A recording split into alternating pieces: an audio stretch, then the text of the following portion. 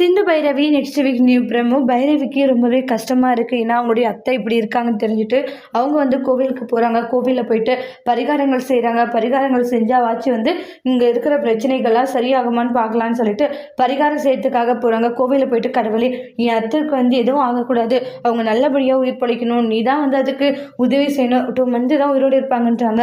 அதெல்லாம் கேட்கும் போது மனசுக்கு ரொம்ப கவலையாக இருக்குது. நீ தான் கடவுளே எப்படியாச்சும் எங்களுக்கு உதவி செய்யணும்னு சொல்லிட்டு ஃபீல் பண்ணி அந்த இடத்துல வந்து சாமி கும்பிட்டுக்கிட்டு இருக்காங்க. அதுக்கப்புறமா சாமி கும்பிட்டு முடிச்சுட்டு இந்த இடத்துல பரிகாரங்களும் செய்கிறாங்க. ஏமா எதுக்காகம்மா இதை செய்கிறேன்றாங்க.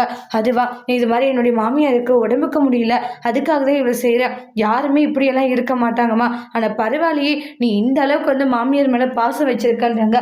இந்த காலத்தில் யார் மாமியார் மேலே பாசம் வச்சுருக்காங்க சொல்லி யாருமே வைக்கிறது இல்லை. ஆனால் நீ உன் மாமியார் மேலே இந்த அளவுக்கு பாசத்தையும் அன்பையுமே வச்சிருக்க, உண்மையிலேயே அது ரொம்பவே சந்தோஷமாக இருக்குன்னு நினைக்கும் போதுன்றாங்க.